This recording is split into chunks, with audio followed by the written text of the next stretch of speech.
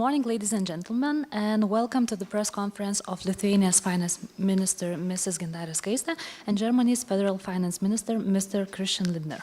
Before we start, let me inform you that you can listen to our event in Lithuanian by using headphones that are stored on the right. As usual, we first allow ministers to make their statements, and then you will have the opportunity to ask some questions. Unfortunately, our time is very limited. We should end press conference at 10:30, so keep that in mind. Without further ado, please welcome Minister Skaiste. Please. Thank you very much. First of all, I would like to thank German Minister of Finance, Christian Lindner, for his visit to Lithuania and other Baltic states. It's really important for us to have bilateral cooperation with countries like Germany, because it's one of the most important trading and also political partners in a current situation. And therefore, I'm really glad that we had the opportunity to discuss bilaterally about the questions that are really important to the whole Europe and also to our region. And during the meeting, I emphasized the Lithuanian dedication to the question solving the problems related to the defense, and we're investing hardly into the defense. And I think the cooperation between Lithuania and Germany in the field of defense is really question number one in the current debate.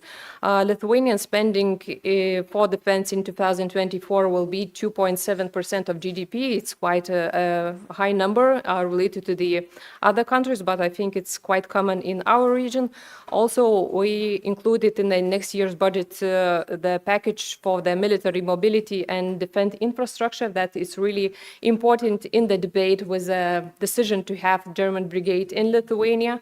We are investing hardly into the defense infrastructure, polygons, roads, and etc. We included 280 million euros in the upcoming year's budget to that issue. Also, we discussed the ongoing debate about economic governance review, about so-called fiscal rules that are now on the review in the whole European process. We share a lot of common points on this on our point of view to these fiscal rules, and we agreed that we must improve the enforcement, and we have to ensure transparency and equal treatment of all the countries, and also we must have safeguards about how the countries will decrease the level of debt in their countries, especially in the countries that are really indebted and a lot. And also we must have also the path and trajectory for the countries that are not in the very high-level debt, but also for the countries like Lithuania, we must have a clear path that should lead us to the financially sustainable path in the future, and not increasing the debt level, even if you have it low now. And the other topic was EU budget. Our priority is to agree on the facility, 50 billion facility for Ukraine, as fast as we can. And the decision must be fast, because Ukraine has to know about the funding for the next year in upcoming years. So it's in our mutual interest. Also, we as a country raised the question about including in the EU budget the funding for the military mobility infrastructure, because it's also in our mutual interest. We are waiting for the German brigade to come and stay in Lithuania, but at the same time we must be prepared for the NATO allies to come in our country. So we have to invest a lot into the military infrastructure, and that's a question that could be solved or with our national funding, but if there could be a possibility to include it in the EU budget, it would be also helpful. And also we discussed the implementation of the sanctions to Russia in our countries, and that we could have the closer cooperation in the implementation and enforcement of the existing sanctions that also could help to avoid the situations that when the goods that are not allowed to are going through our countries to Russia. Thank you, Minister. And now please welcome Minister Lindner. Please. Yeah, ladies and gentlemen, we are visiting the 3 Baltic states for 2 days. We have been to Riga, and now it ends here in Vilnius. And Tallinn, we had the opportunity to visit yesterday in the afternoon. Why is this? We feel closely connected to all 3 Baltic states, including Lithuania, of course. We share the same values. In the European Council, usually we have similar arguments. We are impressed by the innovative mood and the willingness to develop the country here in Lithuania and the other Baltic states. Of course, when it comes to our day-to-day business as finance ministers, the German minister can always rely on the friends and colleagues from Lithuania. When it comes to sound public finances, we have the same perspective. Ladies and gentlemen, I'm in particular here to visit the NATO base in Wukla just after our breakfast and this meeting with you. I will be traveling to meet our troops there. This is why, why is this? Germany takes responsibility for Lithuanians' security. We are a friend, we are a Western ally, and I think we are the first Western ally who deploys troops at the eastern flank of NATO. We know Lithuanians' security and our security, they are connected. And so we take this responsibility by making the decision to locate a brigade of Bundeswehr here in your country. We are making efforts in Germany to improve our defense capabilities. The situation has completely changed after the unprovoked Russian attack on Ukraine, and so we have to readjust our public budgets. Germany will invest 2% of our GDP for defense expenditures permanently. And I have assured my colleague that this decision will last for a very long time, as long as necessary. We have exchanged views on the economic governance review. I do not have to repeat what you have said. We need a reliable path to debt reduction. We need to see lower deficits. It is about the credibility to the capital markets, and we see rising interest rates to service our public debt, and so it's good advice to reduce the public debt. Otherwise, we would need to spend taxpayers' money just to service old debt. In general, we have the same view. There are some details we are considering together, but my feeling is that our positions are very close to each other's. We will continue our exchange of views. Today has been a very good start for me to be here in Vilnius, and there's a standing invitation for my colleague to visit me in Berlin. Thank you, Minister. And now it's time for the questions, please. I will start. I would like to ask both German and Lithuanian ministers. First of all, Minister, bearing in mind that German brigade will eventually be deployed in Lithuania, do you have any idea, will any of German banks or its branches will come to Lithuania in the nearest future? And for the Lithuanian minister, aš paklausiu jūsų lietuviškai, vis dėlto tai yra lietuviškas kampas, patvirtinus vyriausybę. When the government approves the RRF plan, you said that you will not force the tax reform. But what is the future of this tax reform now, having in mind the Commission's decision? Well, these are decisions the private sector has to make. We support a European single market in which German banks engage across the European Union, but it's nothing we can force them to do. But do you have any idea of them coming to Lithuania? Do you have any information regarding that? I am not yet informed about new businesses of German banks here, but if they are willing to, there are no obstacles by the German government. I have to add something, just because we have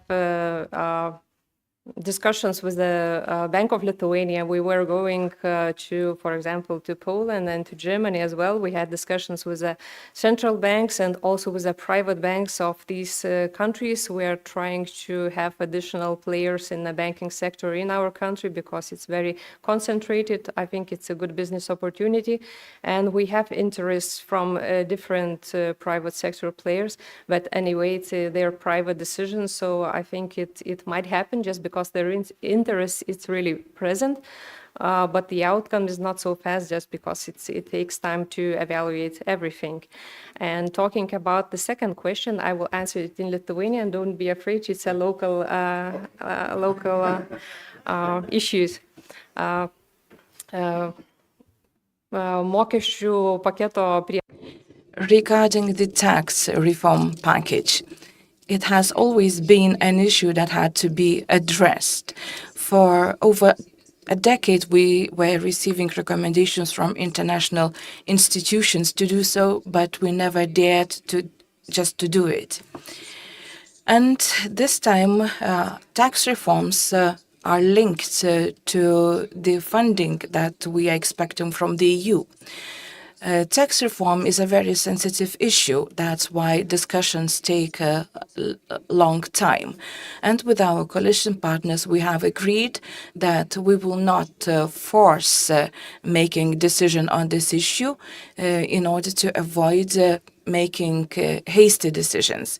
But decisions have to be made. We have certain commitments, and all government members, all government ministers voted for those commitments, in favor of those commitments. Those commitments were also discussed in various committees of the parliament. And when one political force encourages to spend all the money but leave the responsibility for that spending with us, is not a good solution. So let's wait and see what those decisions will be. The government has already presented its proposals. We are waiting for further discussions. Carsten Hoffmann, German news agency DPA. You mentioned, I have a question to both of you regarding the brigade as well. You mentioned the infrastructure that has to be built. Do you envisage this to finance completely by your own government resources, or do you expect a model of burden sharing? How could this look like? What would Lithuania pay for? What could Germany actually pay for? And the question to you, what could Germany actually contribute to the infrastructure? There has to be houses built, kindergartens, a school possibly. I know that there discussions are still ongoing about the funding and the infrastructure that is really needed, because there is no agreement about the very concrete details of the infrastructure. So we are doing now what we can. We are trying to get as much funding as we can from the national budget and invest into something that is really universally using, because the roads, it's something that could be used for all NATO allies coming to the country. Also polygons and infrastructure in the polygons could be used by the German brigade or by the national defense authorities. But about the concrete details, there are still debates ongoing, but we as a country, we are really committed to do as much as we can, especially investing into the defense infrastructure and the military mobility project. Yeah, we are still considering. We are taking responsibility for the security of this country and the eastern flank of NATO. And so the financial burden of this will be financed out of the German budget. But the focus is on military expenditures in particular. All expenditures which are not directly connected with our troops are more or less in the responsibility of the hosting country. The last question, please. Jacqueline Westermann, Neue Berliner Redaktionsgesellschaft. I have a question to you and to you. First to Ms. Skaiste, your Estonian colleague last night suggested that there should be exceptions in the fiscal rules, the EU fiscal rules, the new debt rules, with exceptions for investments into defense. How do you feel about that? And to Mr. Lindner, a couple of weeks ago there was an issue about 5 billion euros missing in the defense budget for military support for Ukraine. Are you positive that that will be solved in the next 2 weeks and that the budget will be okay?